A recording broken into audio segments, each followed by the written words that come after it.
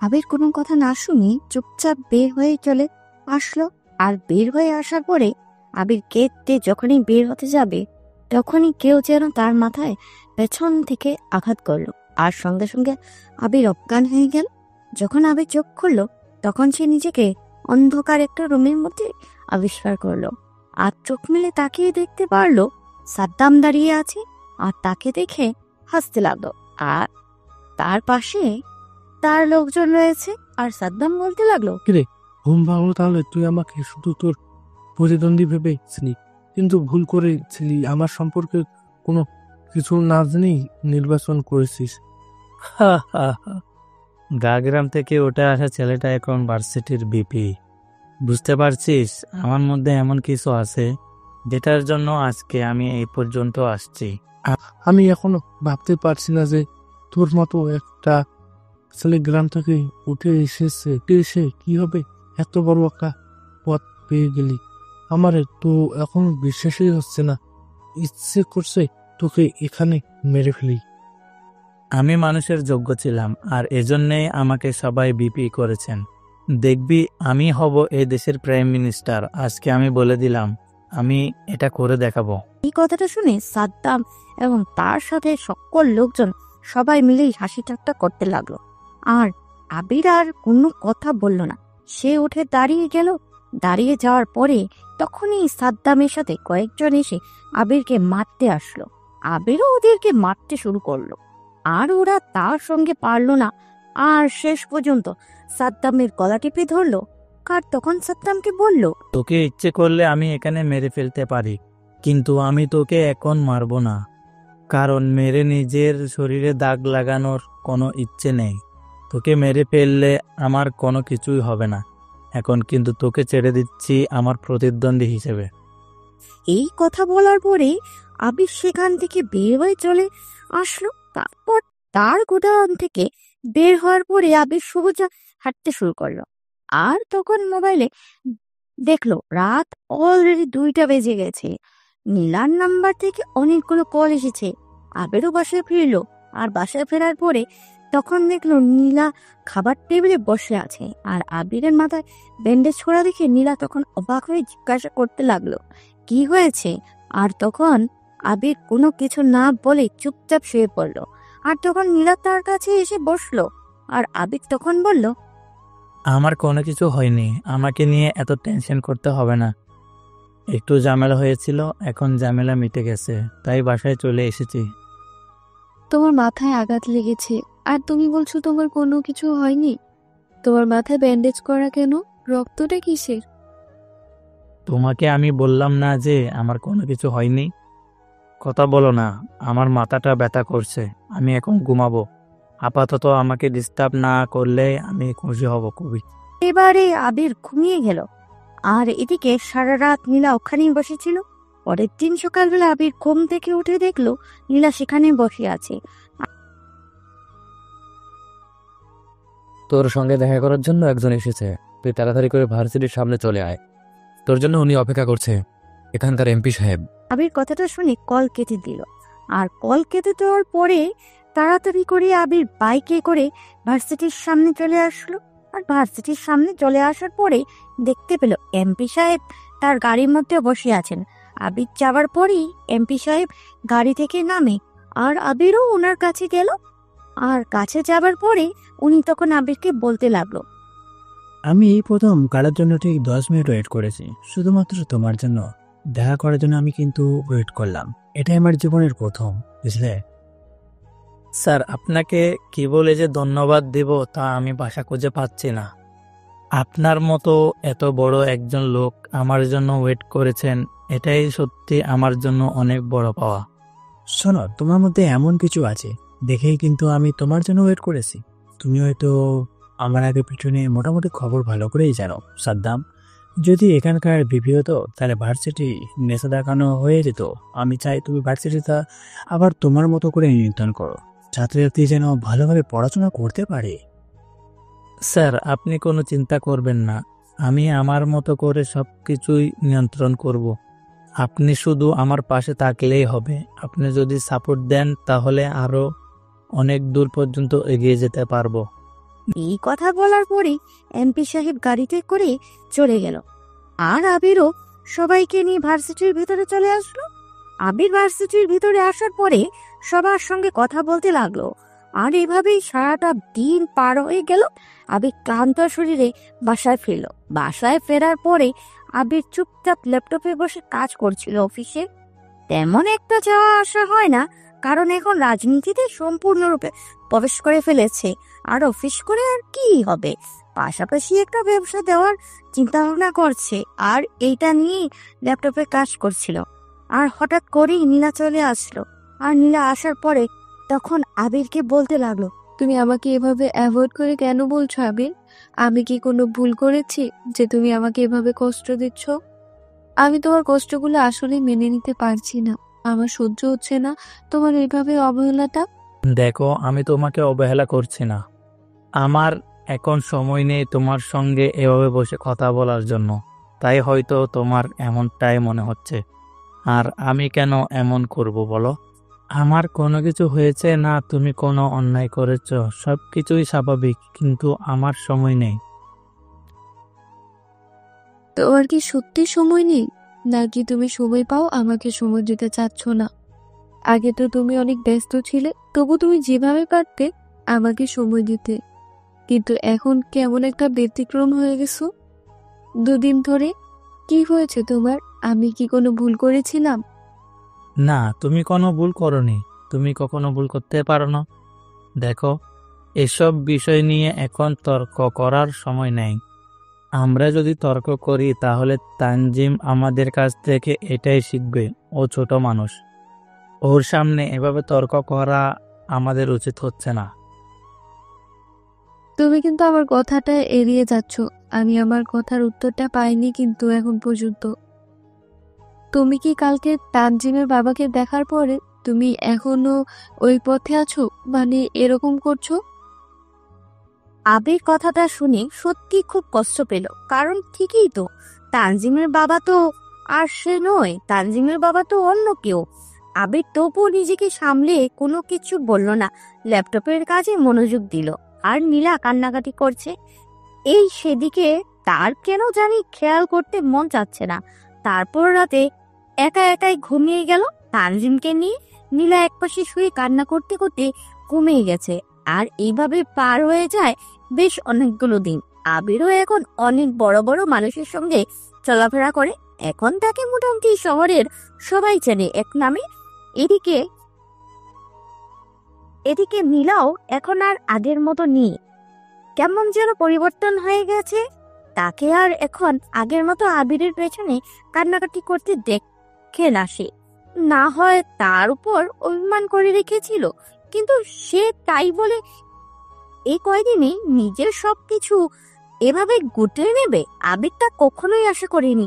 আবির মনে করত কিছুদিন পর হয়তো নীলা সবকিছু স্বাভাবিক করে নেবে, কিন্তু যত দিন যাচ্ছে ততই নীলা নিজেকে যতটা পারছে গুটিয়ে নিচ্ছে আবিরের কাছ থেকে। এখন আর আগের মতো অকারণে কথা বলে না, যেটুকু কথা বলে সেটুকু প্রয়োজনে কথা বলে। আবিরও এখন নিজের থেকে কথা বলতে গেলেও সে আর কথা বলে না। আবির হুট করে একদিন দুপুরবেলা খাবারের জন্য বাসায় চলে আসলো। অনেকদিন তানজিম আর নীলার সঙ্গে একসাথে খাওয়া হয় না, সবসময় বাইরে মিটিং মিছিল আড্ডা এসব নিয়ে থাকতে হয়। ভার্সিটির অনেক সমস্যার সমাধান করতে হয়, তাই ভাবলো আজকে দুপুরবেলা তাদের সঙ্গে একবার খাবার খেয়ে আসবে। আবির আবির বাসায় চলে আসলো। আর বাসায় আসার পরে দেখলো দরজাটা আজকেও খোলা। আবির ভিতরে প্রবেশ করলো। আর ভিতরে প্রবেশ করার পরে দেখলো ডাইনিং টেবিলে সবাই হাসাহাসি করে খাবার খাচ্ছে। আর আবির তাকিয়ে দেখলো ওই সেদিনের লোকটা। আবিরকে দেখে নীলা হাসি বন্ধ করে দিল। আর তানজিম আবিরকে দেখে দৌড়ে চলে আসলো। আবির তানজিমকে কুলে নিয়ে ভেতরে চলে গেল। আর তখন তানজিম তাকে বলতে লাগলো, বাবা, তুমি জানো আজকে আমার বাবা অনেক কিছু এনেছে, আর মা বলেছে তোমার কাছে বেশি না যাওয়ার জন্য। আমি যেন ওই বাবাকে বাবা ডাকি, তোমাকে যেন বাবা না ডাকি। আমি আমার পিচ্চি মেয়েটার কথা শুনে চমকে গেলাম, কারণ তানজিমকে এসব শিখিয়ে দিয়েছে নীলা। আমি তো ভাবতেই পারছি না। আমি তানজিমকে সামলিয়ে ওয়াশরুমে চলে গেলাম ফ্রেশ হওয়ার জন্য। আর ফ্রেশ হয়ে এসে দেখতে পারলাম বাহিরে এখনো কথা বলছে নীলা এবং ওই লোকটার নাম সম্ভবত নেহাল। আর কিছুক্ষণ পরে নেহাল চলে গেল। আর নেহাল চলে যাওয়ার পরে আমিও চলে আসলাম নীলার সামনে। আর তানজিমকে রুমের ভিতরে রেখে এসেছি। আর তখন আমি নীলাকে জিজ্ঞেস করলাম, আচ্ছা নীলা, আমি কি তোমার কাছে কোনো অন্যায় করেছি যে তুমি আমাকে এভাবে কষ্ট দিচ্ছ?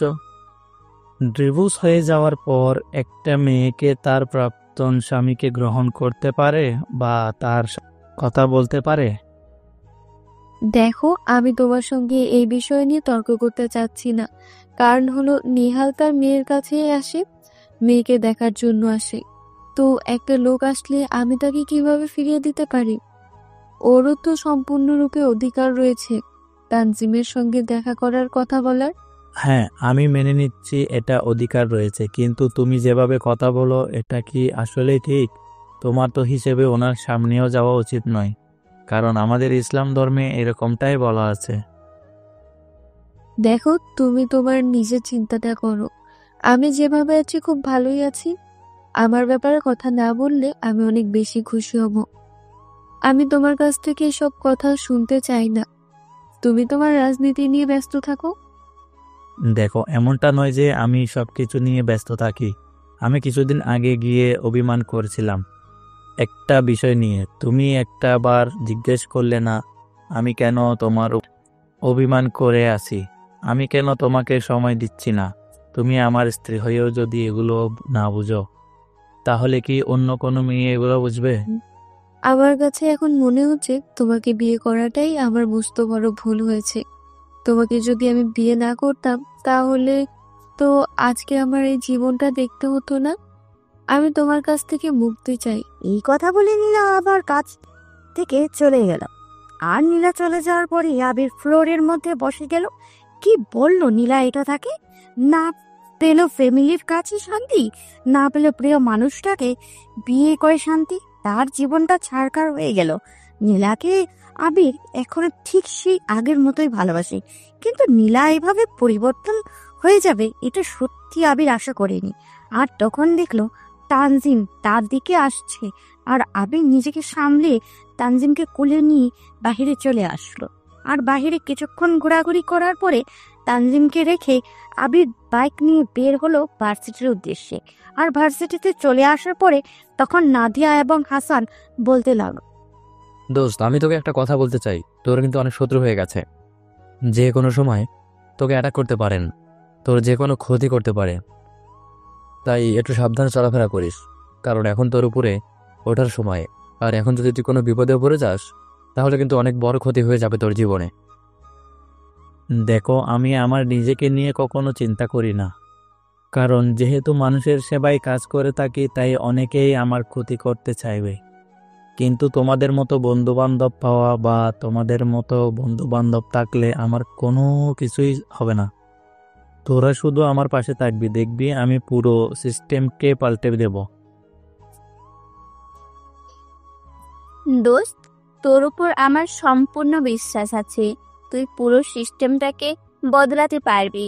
জানিস না এই শহরের প্রতিদিন কত টাকা ড্রাগসের ডিল হয়ে থাকে এখনো পর্যন্ত। আমার কাছে খবর এসেছে আজকে রাতে একটা 2 কোটি টাকার ড্রাগসের ডিল হতে পারে। আমি সেখানে যাব। আমি লোকেশন নিয়ে সেখানে গিয়ে ওই আসল মাথাটাকে ধরবো, যে এই শহরের নিয়ন্ত্রণে কাজ করে। তাকে আমি দেখতে চাই, সেই লোকটাকে। বীর হাসান এবং নাদিয়ার সঙ্গে কথা বলতে লাগলো। আর সঙ্গে জুবায়ের ছিল। আর এইভাবে কথা বলার সময় হঠাৎ করেই আবিরের মোবাইলে একটা কল আসলো। আর দেখলো এমপি সাহেব তাকে কল দিয়েছে। আবির এমপি সাহেবের কলটা রিসিভ করে সালাম দিল। আর তখনই এমপি সাহেব তাকে বলতে লাগলো, আবির, তোমার সঙ্গে আমার কিছু জরুরি কথা আছে। শোনো, তুমি এক্ষুনি সবাইকে নিয়ে আমার এখানে চলে আসো।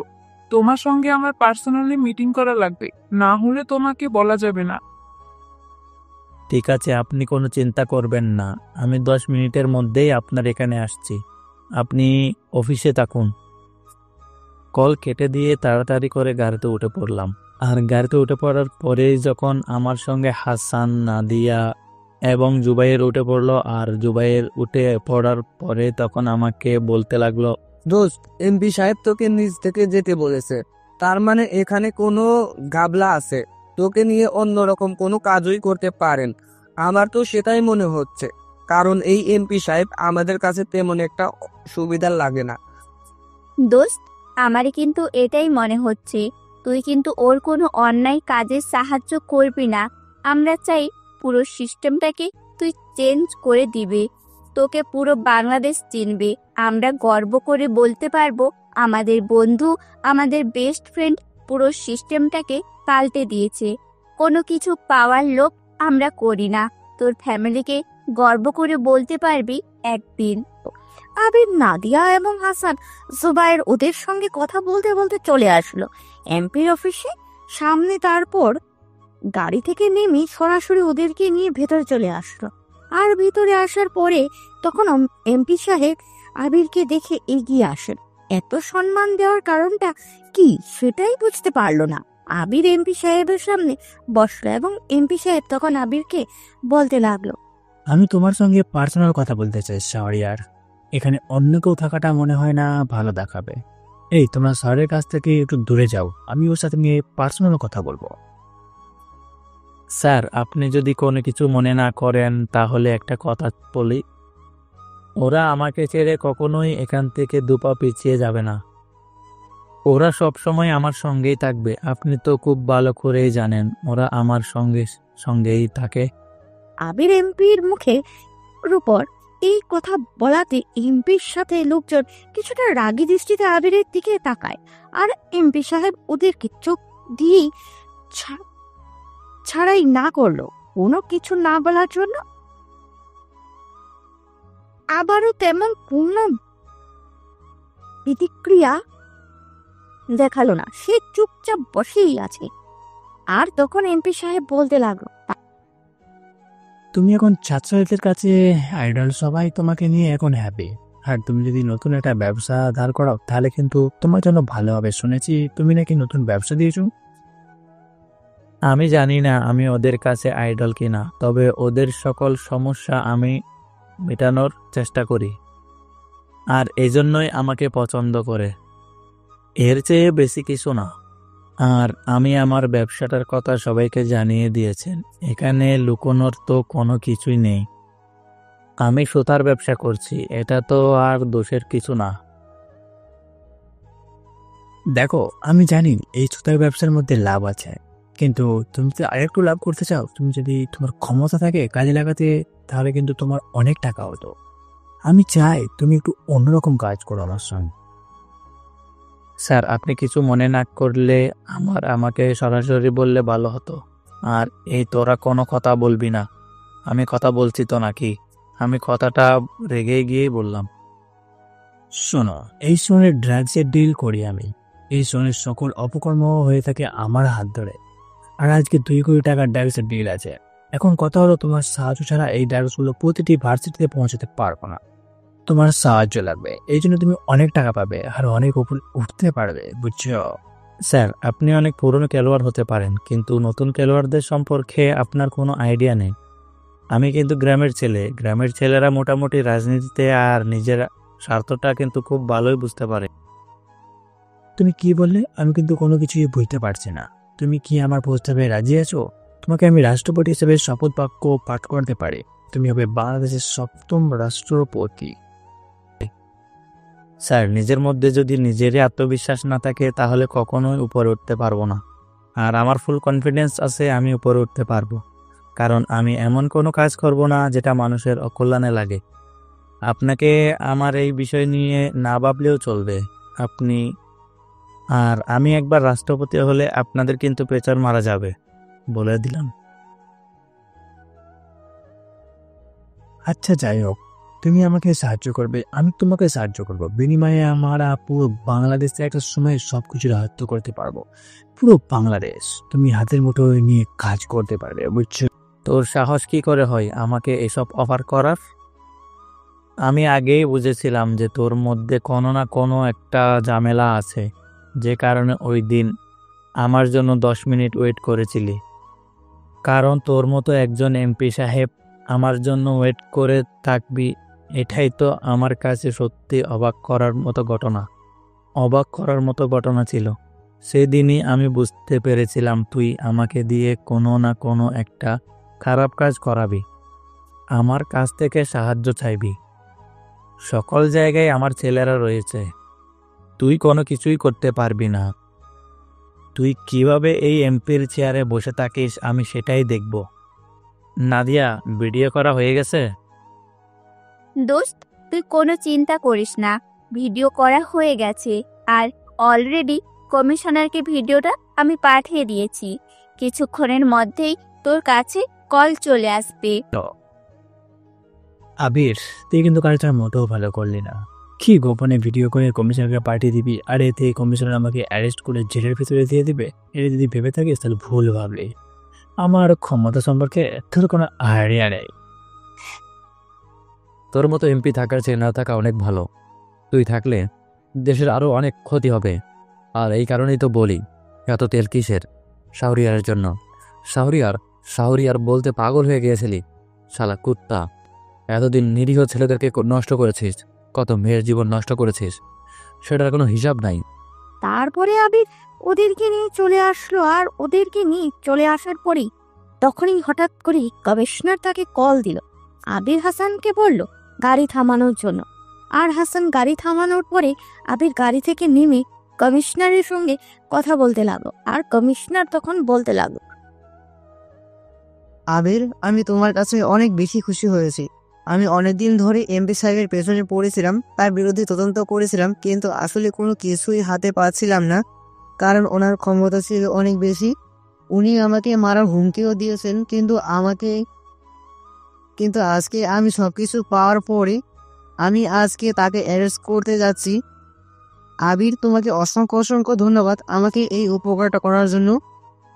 স্যার, আমি আপনার কোনো উপকার করিনি, আর আপনিও আমার কোনো উপকার করেননি।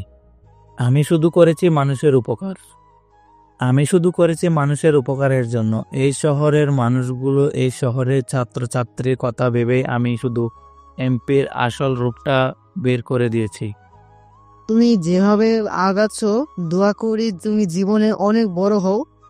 তোমার যদি হেল্প লাগে তাহলে আমাকে বলতে পারো। তোমার মতো একজনকেই এই শহরে প্রয়োজন ছিল, আর এই শহর এখন ওদের মতো শয়তানের হাত থেকে মুক্ত হবে।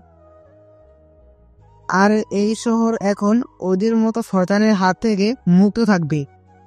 আবির কমিশনারের সঙ্গে কথা বলে কল কেটে দিল। আর এভাবে দেখতে দেখতে পার হয়ে গেল বেশ কয়েকটি মাস। এখন আবিরে খুবই ভালো পরিচিত হয়েছে, ব্যবসাটাও অনেক ভালোই চলছে। আবির একদিন তার ভার্সিটিতে বসেছিল, আর তখনই হাসান এবং নাদিয়া চলে আসলো। আর নাদিয়া আসার পরে তখন আবিরকে বলতে লাগলো, কি রে, তুই এখন ইদানিং নীলাকে সময় দিচ্ছিস না কেন? কোনো কিছুই তো বুঝতে পারছি না। এটা নীলার সঙ্গে কি তোর সমস্যা হচ্ছে? কোনো কিছু নিয়ে আমাকে সবকিছু বল, আমি তোর দেখি কোনো কিছু করতে পারি কি না। দোস্ত, তোরা সবকিছুই বুঝতে পারিস আমার মুখ দেখে, আমি বুঝতে পারছি না নীলা কেন এমনটা হয়ে গেছে। বিশ্বাস কর, আমি আমার নিজের জীবনের থেকেও অনেক বেশি ভালোবাসি নীলাকে। নীলা এখন আমার কাছে থেকে ডিভোর্স চাইছে, আর এজন্যই বাসায় যেতে ইচ্ছা করে না। বাসায় যাই অনেক বেশি রাত করে, আর বাসা থেকে বের হই খুব ভোরে, যেন নীলা আমাকে দেখতে না পারে, কারণ দেখতে পেলেই ডিভোর্সের কথা বলে। মানে তুই কি সব বলছিস পাগলের মতো? আমি তো কোনো কিছু বুঝতে পারছি না। আর হঠাৎ কেন তোর কাছ থেকে ডিভোর্স চাইবে? তুই কি এমন অন্যায় করেছিস যার জন্য নীলা এরকমটা সিদ্ধান্ত নিয়েছে? আর তোরা তো ভালোবেসে বিয়ে করলি, এত কষ্ট করে বিয়ে করলি, আর এখন নীলা এসব কথা বলছে? তারপর আবির তাদেরকে সবকিছুই খুলে বলল। আর সবকিছু শোনার পরে তারা অবাক হয়ে আবিরের দিকে তাকিয়ে আছে। এবং কিছুক্ষণ পরেই নাদিয়া তখন বলতে লাগলো, দোস্ত, আমি একটা জিনিস আমি ভাবতে পারছি না, সেটা হলো দেখ, আমি হলে কি করতাম? আমার যার সঙ্গে ডিভোর্স হয়েছে তার সঙ্গে কথা বলা তো দূরে থাক, তাকে বাসায় নিয়ে এসে দাওয়াত করে খাওয়ানোটা এটা কখনোই সম্ভব হতো না। তার সামনে তো আমার যাওয়াটাই ঠিক হতো না। আর সেখানে কিনা নীলা নিজে তোকে রান্না করে খাওয়ার, এগুলো কি ভাবা যায়? কোনো কাজে মনোযোগী দিতে পারছি না, সবটা সময় আমার এগুলো মনে হতে থাকে। আমি কি করব দোস্ত? আমাকে তার আগে আর সামনে এখনো সম্ভব। দেখ, তুই একদম ঠিক থাকবি, তুই কোনো কথা বলবি না। এবার আমরা গিয়ে নীলার সঙ্গে কথা বলবো। তুই এখানেই থাক, আমি নাদিয়াকে নিয়ে তোর বাসায় যাচ্ছি। আবির ওদেরকে আটকানোর চেষ্টা করলো, কিন্তু ওরা আবিরের কোনো কথা না শুনে চলে গেল। আর এদিকে ওরা আবিরের বাসায় যাওয়ার পরেই দেখতে পারলো নীলা কারোর সঙ্গে ফোনে কথা বলছেন, এবং তখন নাদিয়া তার হাত থেকে মোবাইলটা কেড়ে নিল। এবং কেড়ে নেওয়ার পরে তখন নীলা বলতে লাগলো, কি ব্যাপার, তোমরা আমার বাসায় হুট করে এসে আমার হাত থেকে মোবাইলটা কেন কেড়ে নিলে? কোনো কিছু তো বুঝতে পারলাম না। আর এভাবে কি কেউ ভদ্রলোকের বাসায় আসে? এভাবে কি কেউ কলিং বেল দেয়? নীলা, তুমি এমনটা কেন করছো? আমি কোনো কিছুই বুঝতে পারছি না। তোমাদের মাঝে এমন কি সমস্যা হয়েছে যে তুমি আবিরকে ডিভোর্স দিতে চাচ্ছ? আমি কেন বাইরের লোকের সঙ্গে এসব নিয়ে কথা বলতে রাজি নই। আমার আর আবিরের মাঝে যত ঝামেলা সবকিছু আমরাই মিটমাট করব। কিন্তু এখানে অন্য কেউ আসাটা আমার পছন্দ হয় না। দেখুন ভাবি, এখানে সত্যি আমাদের আশাটা ঠিক হয়নি, কিন্তু এভাবে তো আর চলতে দেওয়া যায় না। আমাদের বন্ধুটা কতটা কষ্টে আছে সেটা আমরা নিজের চোখেই দেখতে পাচ্ছি। আর আপনি তার স্ত্রী হয়ে এগুলো কিভাবে দেখতে পাচ্ছেন? আমি তো তাকে বলিনি এভাবে থাকার জন্য। আমি তো ভালোভাবেই আছি। ও কেন নিজে সামলাতে পারছে না সেটা তার বিষয়। আমি তো ওর সম্পর্কে কথা বলতে পারবো না। আচ্ছা নীলা, তুমি একটা কথা বলো, তুমি কি তোমার প্রাক্তন স্বামীর কাছে ফিরে যেতে চাও? তোমার মেয়েকে নিয়ে যদি তুমি ফিরে যেতে চাও, তাহলে কেন শুধু শুধু আবিরের জীবনটা নষ্ট করলে? আবিরের আপন বলতে একমাত্র তুমি, আর কেউ আপন নয়। আরে আমরা তো তার বন্ধু বান্ধব। বন্ধু বান্ধবের কথা ছাড়ো, আগে তো তুমি তার স্ত্রী। একটা এতিম ছেলের কাছে থেকে আমি কি করব? না আছে ওর কোনো ভবিষ্যৎ, না আছে তার কিছু। আমার মেয়ে তো একটা পরিচয় লাগবে, তাই না? আর আমার মেয়ে তার বাবার কাছে ফিরে যেতে চাইছে, তাই বাধ্য হয়ে আমাকে তার কাছে ফিরে যেতে হবে। শুধু শুধু তোমার মেয়েকে দোষ দিয়ে কোনো লাভ নেই। তোমার মেয়েটা ঠিকই আছে, শুধুমাত্র তুমি তার কাছে ফিরে যেতে চাচ্ছ। আমি জানি না তুমি কোনোভাবে পরেন এই চিন্তাটা করেছো বা এই ভাবনাটা তোমার মধ্যে চলে এসেছে, তবে এটা করলে যে তুমি অনেক বেশি ভুল করবে সেটা আমি খুব ভালো করেই বুঝতে পারছি। ওর মতো ছেলে কখনোই হয় না। আমি আর এসব বিষয় নিয়ে কোনো কথা বলতে চাই না, তাই আমি চাই তোমরা এখান থেকে বের হয়ে যাও। তোমাদের সঙ্গে কথা বলতে আমার একদমই ইচ্ছে করছে না। আর কখনো এই বাসায় এসো না। নীলা কিছুটা অপমান করে নাদিয়া এবং হাসানকে বের করে দেয়। আর ওদেরকে বের করে দেওয়ার পরে ওরা চুপচাপ আবিরের কাছে আসলো। আবিরের কাছে আসার পরে সবকিছুই খুলে বলল। আর আবির কোনো কথাই বলল না, শুধু তাদেরকে বলল, ঠিক আছে, নিজে যখন এই কথাটা বলেছে তাহলে আজকেই তাকে আমি মুক্ত করে দেব। আমি তাকে আটকে রাখবো না, ও যেটা চাই সেটাই হবে। দোস্ত, আমার না কেমন বিশ্বাস হচ্ছে না নীলা ভাবির মতো মেয়ে একটা এরকম হয়ে যেতে পারে। এটা সত্যি আমি কল্পনা করতে পারছি না। আমি বলি কি, তুই একটু নেহালের সঙ্গে কথা বলে দেখবি, ওর সঙ্গে যোগাযোগ করে দেখ কোনো কিছু হয় কিনা। জোর করে যাই কিছু হোক না কেন, কখনো ভালোবাসাটা পাওয়া যায় না, এটাই সত্যি কথা। প্লিজ আমাকে ওর সঙ্গে কথা বলতে বলিস না। প্লিজ দোস্ত, আমাদের একটা কথা রাখ। তুই নেহালের সঙ্গে সরাসরি কথা বলে দেখ, আমরা ব্যবস্থা করে দিচ্ছি নেহালের সঙ্গে কথা বলতে। আবির আর কোনো কথাই বলল না। ওরা পরদিন নিলয়ের সঙ্গে কথা বলার জন্য আবিরকে একটা রেস্টুরেন্টে নিয়ে গেল। আবির রেস্টুরেন্টে বসে আছে, আর কিছুক্ষণ পরে নেহাল চলে আসলো। নেহাল আবিরের থেকে অনেক বয়সে সিনিয়র হবে। এসে তাকে সালাম দিল, আবিরও সালামের উত্তর নিল। তারপর আবির বলতে লাগলো, ভাই আমি নীলার হাজবেন্ড, আমাকে তো চিনেন মনে হয় তাই না? আপনাকে কিছু আপনার পার্সোনাল প্রশ্ন করব, সেগুলো কি উত্তর দিবেন? আপনার নতুন করে পরিচয় দিতে হবে না। আপনাকে এই শহরের প্রত্যেকটা লোক খুব ভালো করেই চেনে। হ্যাঁ, বলুন। এখন তানজিমকে আমি আমার নিজের মেয়ের মতো দেখি। আপনি যদি তানজিমকে নিয়ে যেতে চান তাহলে এখানে আটকে রাখার সাধ্য আমার নেই। আইন আপনার পক্ষে যাবে, কারণ আইনের সম্পূর্ণরূপে বলা আছে আপনি নিয়ে যেতে পারবেন আপনার মেয়েকে। তবে ভাই আমি আপনার দুইটা পা ধরে বলছি, আপনি তানজিমকে আমার কাছ থেকে নিয়ে যাইয়েন না। আরে আরে, আপনি এমনটা কেন বললেন?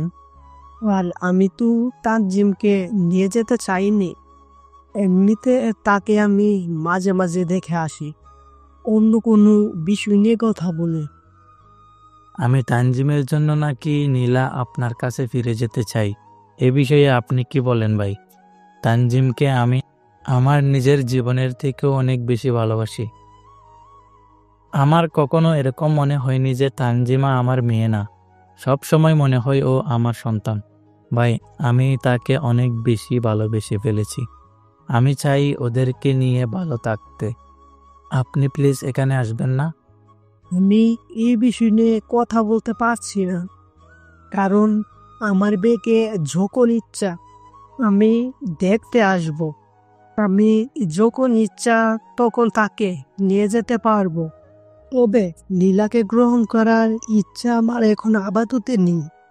বিশ্বতে হলেও হতে পারে। আমি আসি। আমার কথা কিন্তু শেষ হয়নি নেহাল। আমি এতক্ষণ তোমার সঙ্গে ভালো ব্যবহার করেছি, এখন কি তুমি আমার ক্ষমতা সম্পর্কে দেখতে চাও? নেহাল, তুমি কিন্তু এখানে ভালোভাবে কথা বলা শেষ করে তারপর এখান থেকে যেতে পারবে, না হলে কিন্তু তোমাকে যেতে দেওয়া হবে না। শাহরিয়ারের মতো একটা লোক তোমাকে হাত জোর করে তানজিমকে যাচ্ছে, তার সংসারটা ফিরিয়ে নিতে চাচ্ছে। আমি সবার সামনে বলে যাচ্ছি, আমি নীলাকে আবার বিয়ে করব। নীলাকে বলছি তোমাকে ডিভোর্স দিয়ে নেওয়ার জন্য। তোর মতন নেতা কত আমার পিছনে পড়ে থাকে। আমার টাকা পয়সা আছে অনেক, আমার টাকা পয়সা দিয়ে সব কিছু নিয়ে ফেলতে পারি, এমনকি ভালোবাসা কিনতে পারি। বুঝতে পারছিস? তখনই হাসান তার পিস্তল তাক করলো নেহালের দিকে। ব্যস্ত তাক করার পরে আবির হাসানকে পেছনে ঠেলে তার হাত থেকে পিস্তল নিয়ে নিল আর নেহালকে যেতে দিল। এটা দেখে হাসান অবাক হয়ে আবিরের দিকে তাকিয়ে আছে আর আবিরকে রাগী কণ্ঠে বলতে লাগলো, দোস্ত, তুই এটা কি করলি?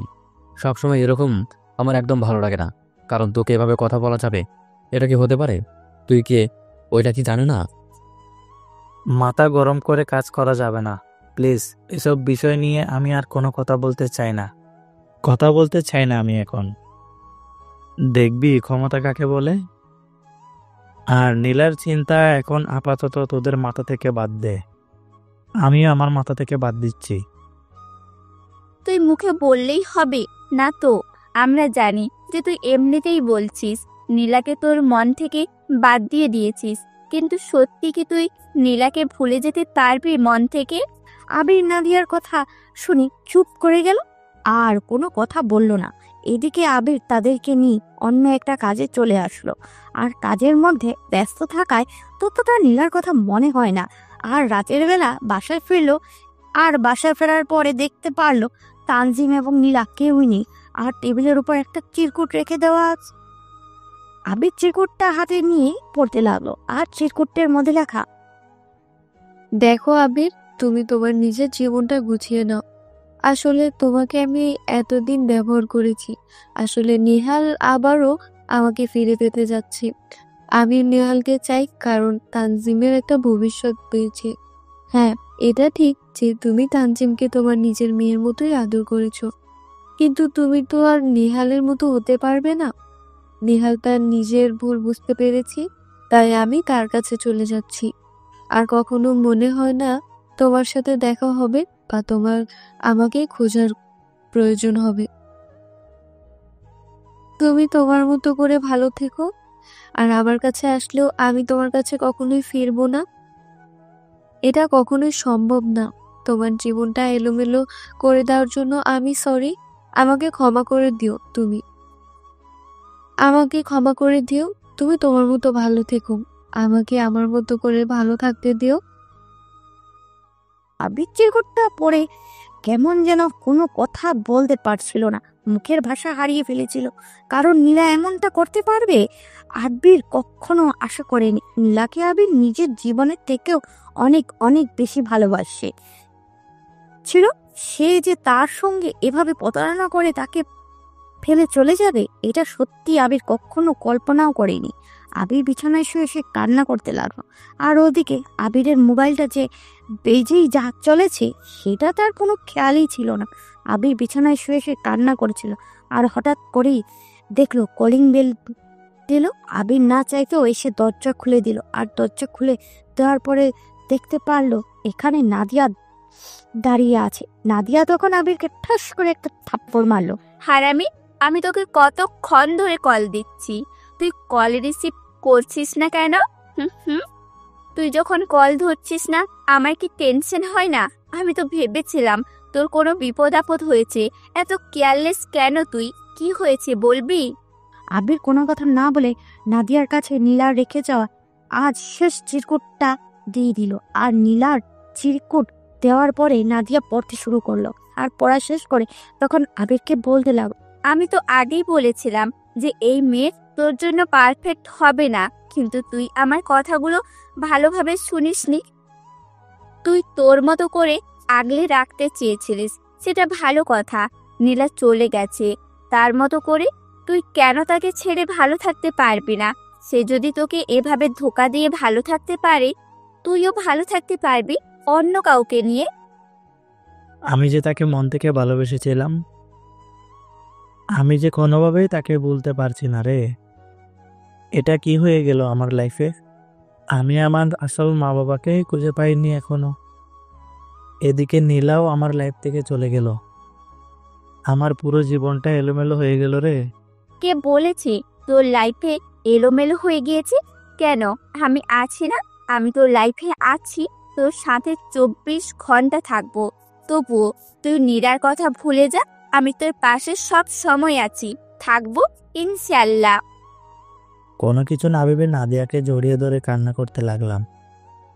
আর এদিকে নাদিয়া আমার মাথায় হাত বুলিয়ে দিচ্ছিল।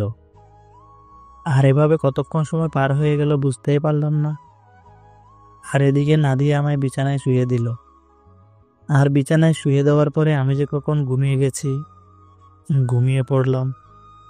কখন যে ঘুমিয়ে পড়লাম বুঝতেই পারলাম না। আর তখন নাদিয়া বলতে লাগলো, এইভাবে ছেলেটাকে একা রেখে আমি কি বাসায় চলে যাব? এটা কখনোই সম্ভব নয়, কারণ ও যদি কোনো উল্টাপাল্টা কিছু করে ফেলে। তাকে যে আমিও ভালোবাসি সে প্রথম দিন থেকে, কিন্তু নীলার জন্য কখনোই ভালোবাসাটা প্রকাশ করতে চাইনি। দেখি মাকে ফোন করে বলে দেই সবকিছু সত্যি কথা।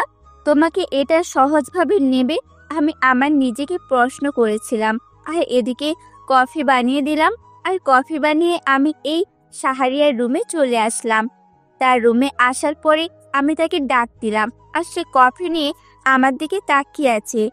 আর আমি বললাম, কি রে, এভাবে হাবলার মতো আমার দিকে তাকিয়ে না থেকে কফিটা খেয়ে নে, ভালো লাগবে, মাথাটা হালকা লাগবে।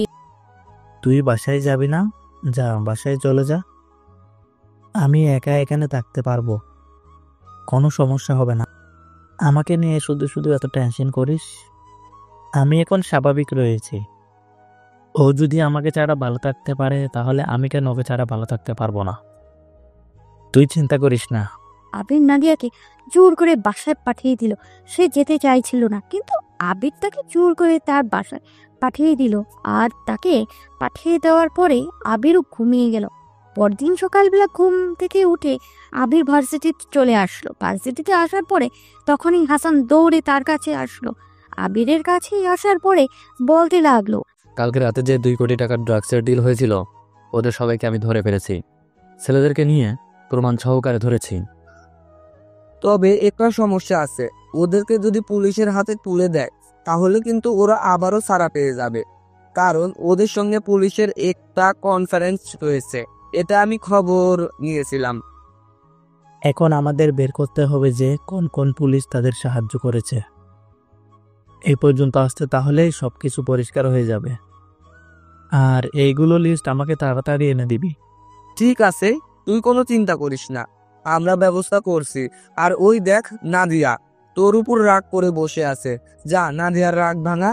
আবির নাদিয়ার কাছে চলে আসলো এবং নাদিয়ার কাছে চলে আসার পরে আবির তাকে অনেক বোঝানোর চেষ্টা করলো। আর সবকিছু বোঝানোর পরে সে একটু অভিমান কমিয়েছে তার উপর থেকে। আর তখন তাকে বলতে লাগলো, তুই যদি আর কোনোদিন আমার ওপর কথা বলেছিস তাহলে তোর খবর আছে। কালকে রাতে কিভাবে তুই আমাকে অপমান করে বের করে দিয়েছিস তোর বাসা থেকে। আমি তো তোর জন্যই তোর বাসায় থাকতে চেয়েছিলাম, তাই না? এটাতে হয়তো মাইন্ড করার কি আছে শালা? আমার তো কোনো সমস্যা হতো না, সমস্যা তো হতো তোর। পরবর্তী দিন সকালবেলা লোকজন যে বলতো যে তোকে অনেক খারাপ খারাপ কথা, তখন কি এগুলো সহ্য করতে শুনি? দেখ, এই সমাজ কি বললো না বললো সেটা নিয়ে আমার কোনো চিন্তা নেই। তুই বিপদের মুখে ছিলি, যদি তুই রাতে একটা উল্টোপাল্টা কিছু করে ফেলতি তখন কি হতো আমার? তোর আবার কি হতো আমি মরে গেলে? তোর আবার কি হতো আমি মরে গেলে? তো তোর কোনো কিছু না, কারণ আমরা তো শুধুমাত্রই বেস্ট ফ্রেন্ড, এর থেকে বেশি কিছু তো মনে হয় না। নাদিয়ার কথা শুনে পরে এখান থেকে উঠে চলে গেল। আবির খুব ভালো করেই জানে নাদিয়া তাকে অনেক আগে থেকেই ভালোবাসে। আবির তাকে রাগানোর জন্য কথাটা বলল। আর এদিকে দিশা গিয়ে হাসানকে ঝাড়ি মারতে লাগলো এসব বিষয় নিয়ে। আর তখন হাসান বলতে লাগলো, এখানে তো আবির ঠিকই বলেছে, তুই কেন তাকে নিয়ে এত টেনশন করছিস? ও আমাদের বন্ধু, এটাই আমাদের সবচেয়ে বড় পরিচয়। এর চেয়ে বেশি কিছু তুই কেন ভাবছিস? তুইও আমাকে এই কথা বলছিস? তুই জানিস না আমি সাহারিয়াকে অনেক আগে থেকেই পছন্দ করি। তুই শুধু শুধু কেন আমার সঙ্গে ফাজলামি করছিস?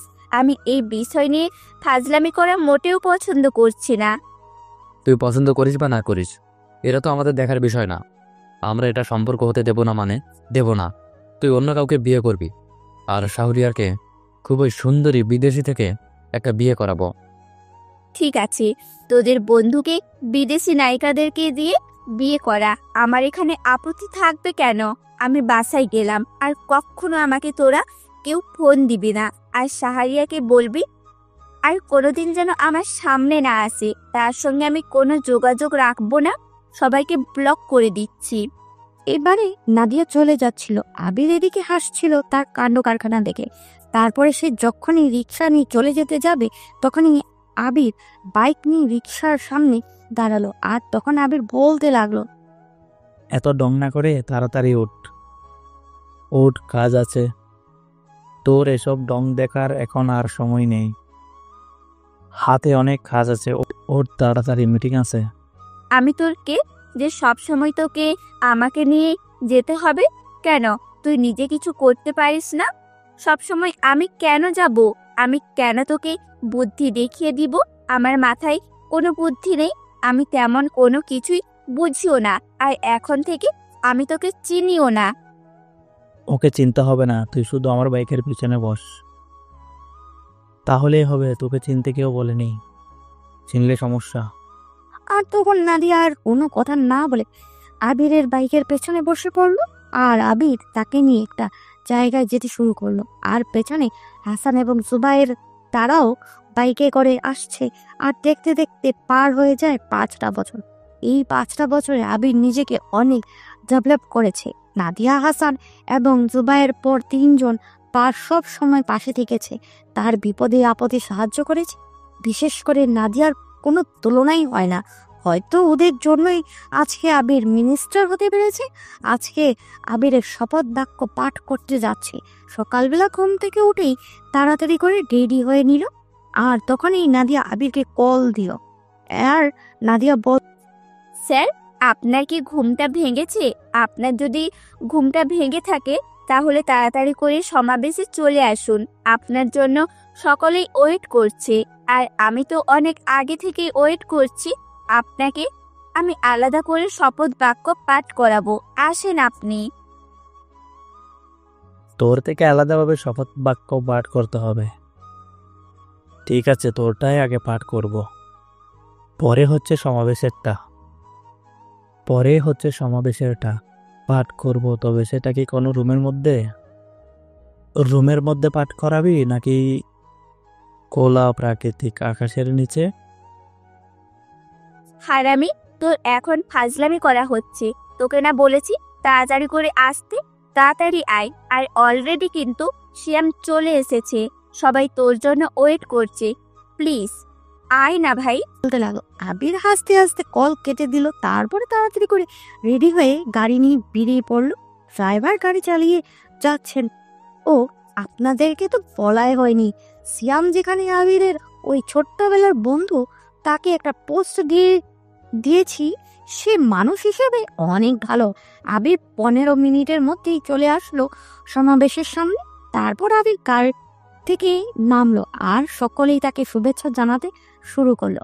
আর আবির লাল গালিচার মধ্যে হেঁটে যাচ্ছে আর সকলের সঙ্গে কুশল বিনিময় করছে।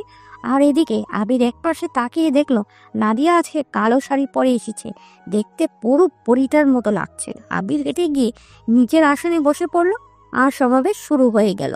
আবির শপথ বাক্য পাঠ করলো আর সে সময় সকল এমপিরা বক্তব্য দেওয়া শেষ করলো। আর আবির সকল শেষে বক্তব্য দেওয়ার পালা। আবির খুবই সংক্ষিপ্ত বক্তব্য রাখলো আর সবার সঙ্গে কথা বলতে বলতে সময়টা মোটামুটি পার হয়ে গেল। তারপরে আবির কিছু কাগজপত্রে সাইন করলো।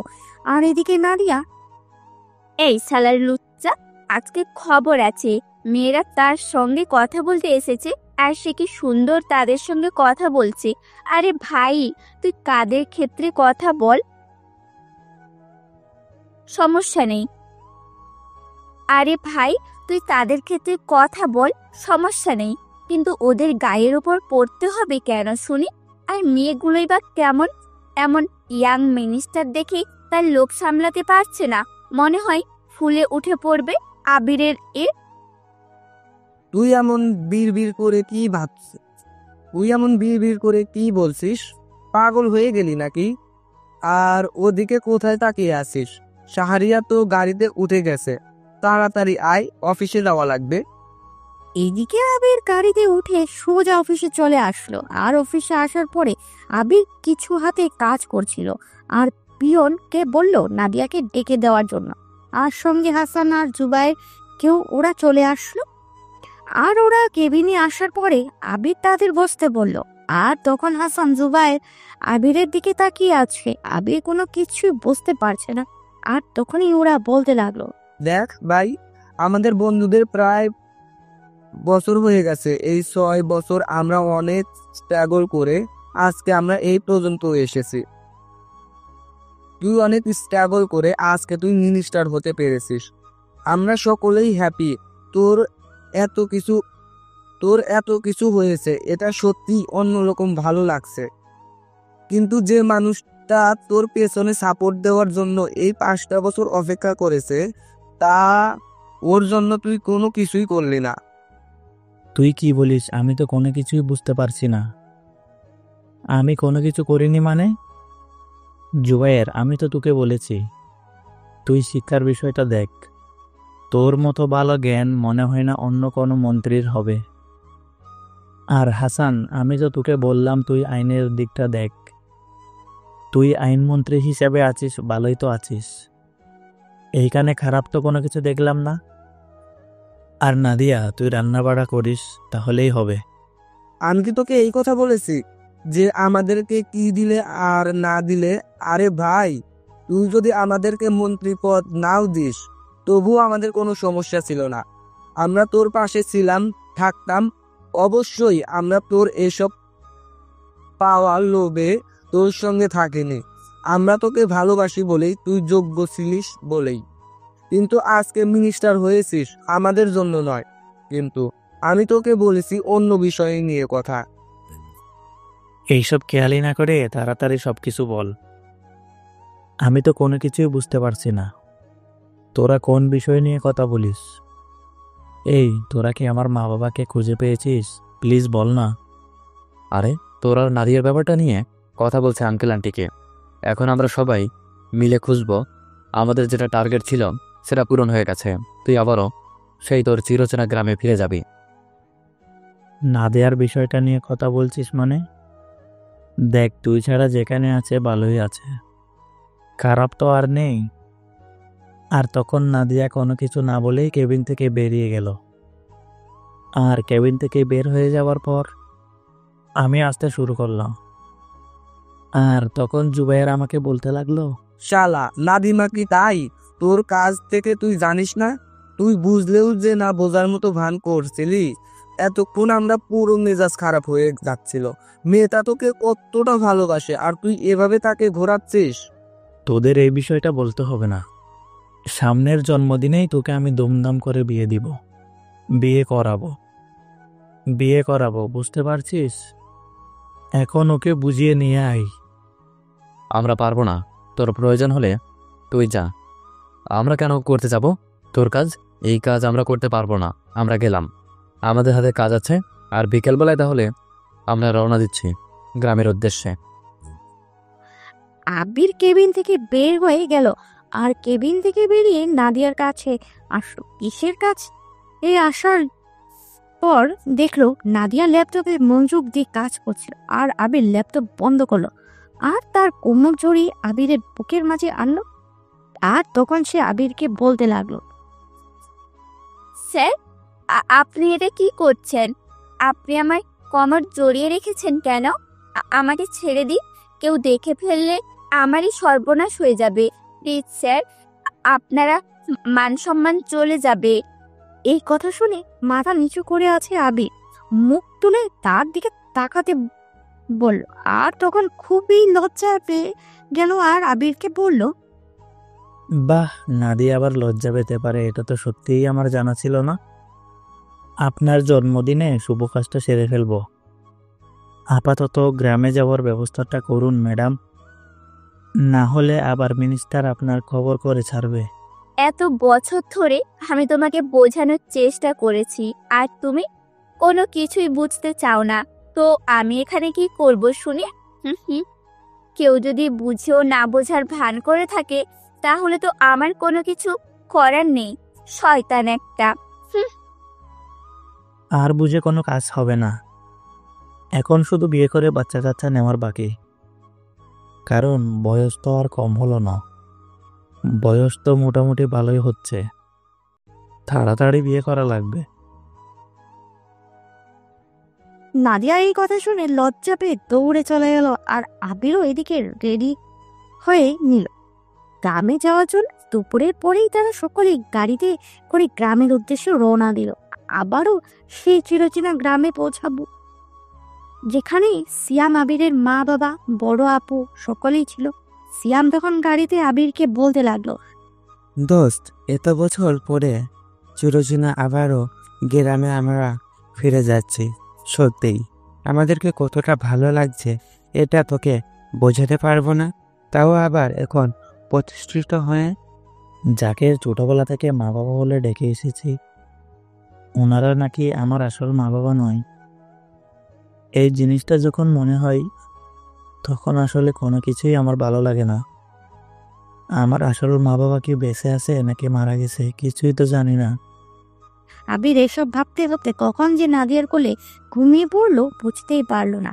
আর সন্ধ্যার দিকে তারা গ্রামে এসে পৌঁছালো। তারপর গাড়ি নিয়ে সোজা আবিরদের বাড়ির সামনে চলে আসলো। আবির এসব ভাবতে ভাবতে কখন যে নাদিয়ার কোলে ঘুমিয়ে পড়লো বুঝতেই পারলো না। আর সন্ধ্যার দিকে তারা গ্রামে এসে পৌঁছালো। তারপর গাড়ি নিয়ে সোজা আবিরের বাড়ির সামনে চলে আসলো। আবির তার মাকে ডাকতে শুরু করলো। আর কিছুক্ষণ পরেই মা এবং বাবা দুজনে বের হয়ে আসলো। মা এবং বাবা দুজনে আবিরকে দেখে এক পলক দৃষ্টিতে তাকিয়ে আছে। আবির তার মাকে বলল, মা, আমি তোমার সেই ছোট্ট আবির। মা, তুমি চিনতে পারছো না? আমি তো তোমাকে না দেখে থাকতে পারি না মা। তুমি কিভাবে থাকতে পারলে আমাকে ছাড়া? আমি তোর আসল মা না। তোর মতো সন্তানের থেকে না থাকা অনেক বেশি ভালো। তোর আসল মা বাবার কাছে যা। আবিরের আম্মু এই কথা বলার পরে দরজা লাগিয়ে দিল। জন্মের পরে যাকে মা বলে ডেকেছে সেই মা এখন তাকে এই কথা বলছে, সেটাও আবার এত বছর পরে ফিরে আসলো, তবু তাকে এই কথা বলল। মায়ের ভুল কি এখন পর্যন্ত ভাঙলো না? আবির হাঁটু গেড়ে বসে কান্না করতে শুরু করলো। জীবনে যাই কিছু করে না কেন, মায়ের অভাবটা কেউ কোনোদিন পূরণ করে দিতে পারে না। আজকে আবিরের সবকিছুই রয়েছে, কিন্তু মা বলে ডাকার মতো কেউ নেই। আবির গাড়িতে উঠে বসলো। গাড়িতে উঠে চুপচাপ বসে আছে। আর ওদিকে নাদিয়া তখন বলতে লাগলো, আপনার নিজের হাতে করা সেই আবির, যাকে আপনি ছোটবেলা থেকে লালন পালন করে মানুষ করেছেন, আজকে আবিরের এই পর্যন্ত, সেটা শুধু আপনার জন্য। আপনি যে আবিরকে লালন পালন করেছেন, আপনার মধ্যে কি একটুও মায়া মমতা নেই? আপনি যে ভুল ধারণা নিয়ে আছেন, এটা একদমই মিথ্যা। আবির কখনোই এরকম ধারণা ছিল না। আপনি তো আমার থেকে আরো বেশি জানবেন। আন্টি, আসলে আমি বিশ্বাস করতে পারছি না আপনি এখনো যে আবিরকে মেনে নিতে পারছেন না। মানলাম আপনি ওর মা নন, কিন্তু ওর মাকে সেটা তো বলতে পারবেন। আর আবিরকে এভাবে দূরে ঠেলে দিতে আপনার বুক কাঁপলো না? একটু মায়েরা নাকি অনেক বেশি উদার হয়। প্রতিটা রাতে আপনার জন্য কান্না করতো আবির। আমি নিজের চোখে দেখেছি। আপনাদেরকে এক সেকেন্ডের জন্য ভুলে থাকতে পারতো না, আর আপনি তার সঙ্গে এই অবস্থাটা করে ফেললেন। সত্যি অসাধারণ। আপনি তো তার আসল মা না, তার জন্য এরকমটা করতে পেরেছেন। যদি আজকে তার আসল মা বেঁচে থাকতো, তাহলে কখনোই এরকমটা করতে পারতো না। সব কিছু ভুলে বুকে টেনে নিত। ঠিক আছে, আমরা আসি। আপনি ভালো থাকুন। আর বলতে হবে না, আমরা যদি পারি আমরাই খুঁজে নেব আবিরের আপনজনগুলোকে। এই কথা বলার পরে যখনই নাদিয়া এবং হাসান চলে আসতে যাবে, তখনই আবিরের আম্মু আবিরের দিকে এগিয়ে আসলো আর কান্না করতে করতে আবিরকে শক্ত করে জড়িয়ে ধরলো। আর তখন বলতে লাগলো, বাবারে, তুই আমাকে ক্ষমা করে দে। আমি এতদিন তোকে ভুল বুঝেছিলাম। আসলে যবে থেকে বড় হয়েছিস তবে থেকে রিয়া আমাকে সবসময় তোর ব্যাপারে কথা বলতো। তুই নাকি আমাদের সম্পত্তি দখল করে নিবি, আর এই জন্য তোকে অবহেলা করতাম। কখনো তোর মনটা বুঝতে পারতাম না। আবির এই কথাগুলো শুনে আর কোনো কথা বলল না। যে আমাকে লালন পালন করেছে সেগুলো কিভাবে মনে করতে পারে? হয়তো আমি তার ছেলে নই, কিন্তু সে তো আমাকে ছোটবেলা থেকে আদর যত্ন করে মানুষ করেছে। তাহলে কিভাবে পারলো এইসব বিশ্বাস করতে? আমি মাথা নিচু করে কান্না করছিলাম। আর তখন আম্মু আবারও বলতে লাগলো, তুই আমার বোনের ছেলে। আমার কোনো ছেলে ছিল না, তার জন্য আমি তোকে আমার এখানে নিয়ে আসি। আর তোর মা তোকে ঠিকমতো লালন পালন করতে পারছিল না, কারণ তোর বাবা মারা গিয়েছিল তোর জন্মের সময়। আয়, আমি তোকে তোর মায়ের কাছে নিয়ে যাচ্ছি। আবির সবাইকে নিয়ে গাড়িতে উঠলো আর আবির নিজে ড্রাইভিং করতে লাগলো। তারপরে একটা বাড়ির সামনে চলে আসলো। বাড়িটা খুবই বড় না, এটা দেখে বোঝা যাচ্ছে। আর আবির গাড়ি থেকে নেমে সামনে এগিয়ে গেল। আবিরের সামনে আম্মু এগিয়ে যাচ্ছে। এগিয়ে যাওয়ার পরে যখনই আম্মু ডাক দিল, তখনই ভিতর থেকে কেউ বেরিয়ে আসলো। আর তখন আম্মু তাকে বলতে লাগলো, আজকে থেকে প্রায় 23 বছর আগে তোর থেকে আমি আবিরকে নিয়ে গিয়েছিলাম। হ্যাঁ, ওই দিন দোষটা আমারই ছিল।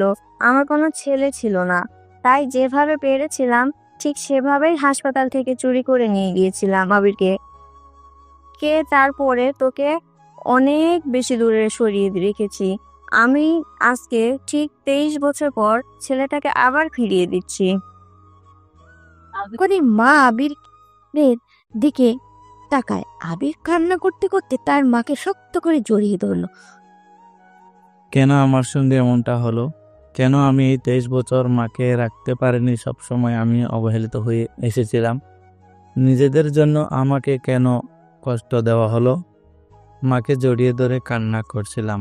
আর তখন আবিরের আসল মা বলতে লাগলো, আমি আমার ছেলেকে ফিরে পেয়েছি, এটাই আমার কাছে অনেক কিছু। আপা, তুই আমার ছেলেকে আমার কাছে ফিরিয়ে দিয়েছিস, আমি আর তোর কাছে অন্য কিছু চাই না। আমার ছেলে আমাকে মা বলে ডেকেছে, এ তো আমার কাছে অনেক কিছু। মা, আমাকে সবাই অবহেলা করতো, তোমার মতো করে কেউ কখনো আমাকে ভালোবাসতো না।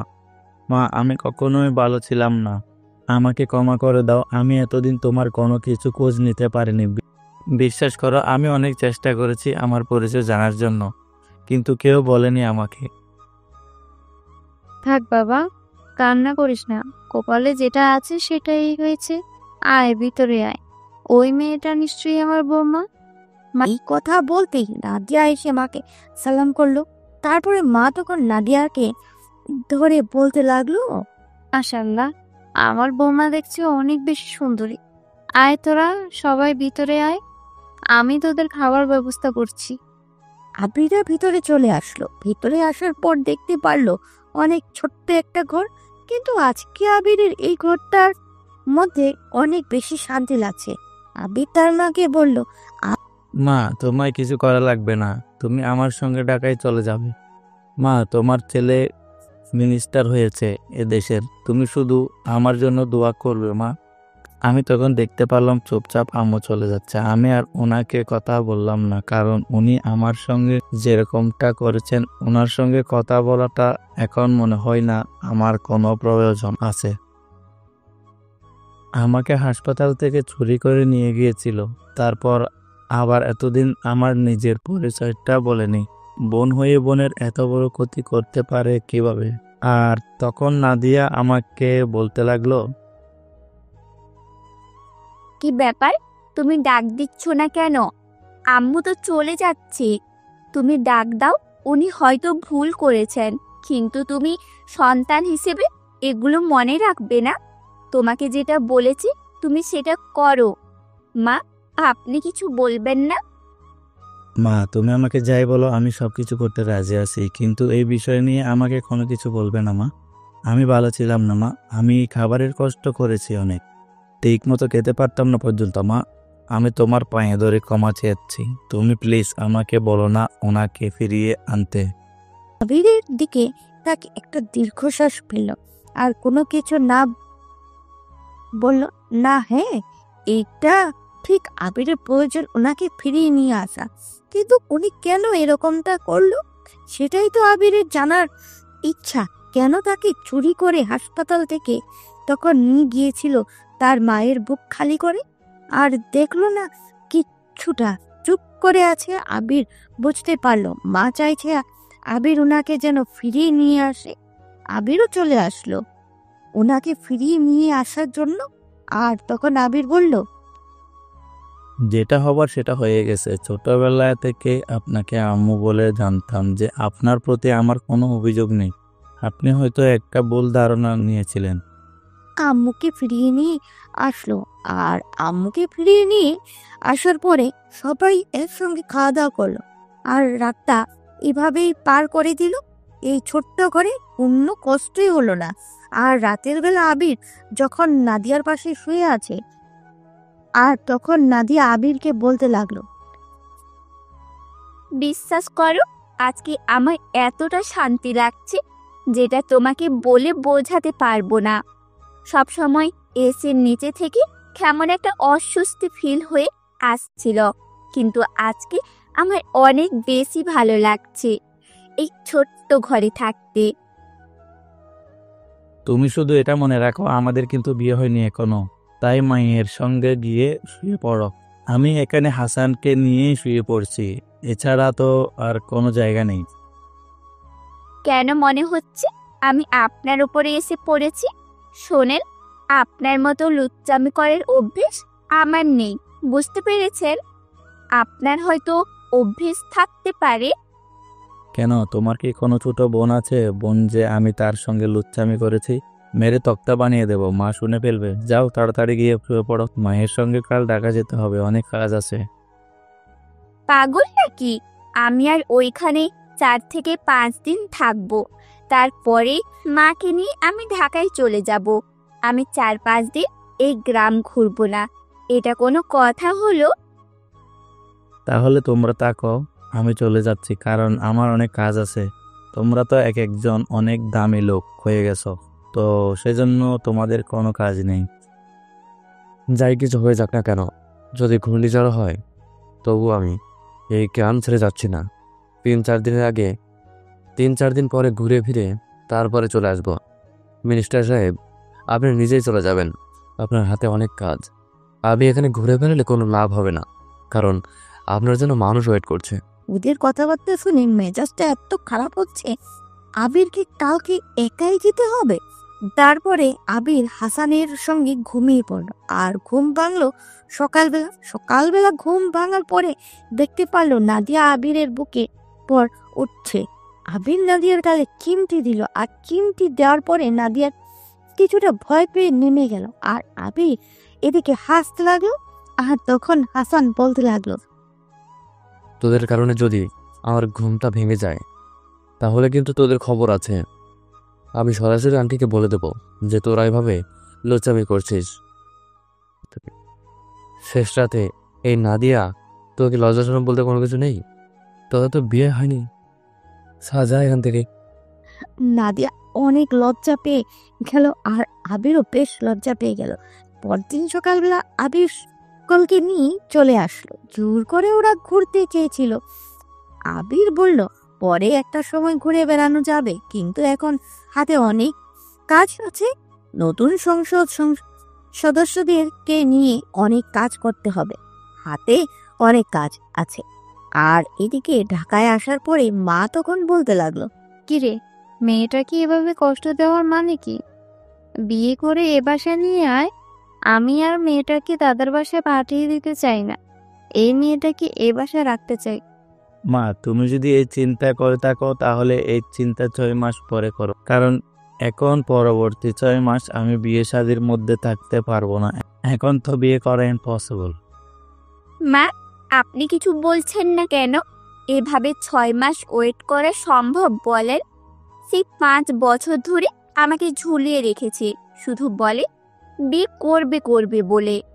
হাসান, তোরা সবাই বিয়ের ব্যবস্থা কর। আর যদি আবির কোনো কিছু বলে সেটা আমি দেখব। আমার উপর যদি কোনো কথা বলে পরেটা পরে বোঝাবো তাকে। আমি কোনো কিছু জানি না। আজকে তোদের বিয়ে হবে। মা, কিসব কথা বলছো তুমি? আজকে আমার সংসদ সদস্যদেরকে নিয়ে আলোচনায় বসতে হবে।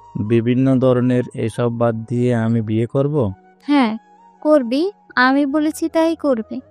মেয়েটাকে আর কষ্ট দিস না। মেয়েটা তোকে অনেক ভালোবাসে, এভাবে কষ্ট দেওয়া একদম উচিত না। আবির নাদিয়ার দিকে তাকালো, আর নাদিয়ার দিকে তাকিয়ে দেখতে পারলো নাদিয়া মুচকে আসছে। ইচ্ছে করছে মাথার চুলগুলো ছেড়ে দিই শালিকে। এত করে বুঝালো যে এখন বিয়ে করা সম্ভব না, কিন্তু ও নিজেরটাই নিজেই ভালো মনে করছে। তারপর আর কি, মোটামুটি পারিবারিকভাবে আবিরের বিয়েটা হয়ে গেল। ইচ্ছে ছিল ধুমধাম করে বিয়ে করার, কিন্তু মা বলল পরে একটা সময় ধুমধাম করে সবাইকে দাওয়াত করা যাবে, আপাতত বিয়েটা সেরে নি। এখন আবির দাঁড়িয়ে আছে বাসর ঘরের সামনে, ভিতরে যাবে কিনা সেটাই ভাবছে। আর তখন হাসান আবিরকে বলতে লাগলো, এভাবে দাঁড়িয়ে আছিস কেন? 5 বছর রিলেশন করেছিস আর এখন বিয়ে করছিস, তোর মতো সখী মানুষ কে আছে? এটাই তো সমস্যা। আমি 5 বছর যে মানুষটার সঙ্গে প্রেম করেছি এখনও তো আমার বউ হয়ে আছে। এখন যে আমাকে কি করবে সেটাই চিন্তা করছিলাম। আর যদি অ্যারেঞ্জ ম্যারেজ করতাম তাহলে তো আমাকে অনেক ভালো সম্মান করতো। এখন আমার একটা কথাও শুনবে না মনে হয়। কি আর বলবো, আসলে নাদিয়ার স্বভাবটাই এরকম। তবু যা ঠিক আছে, নাদিয়ার আসল তলে গিয়ে বসে থাক।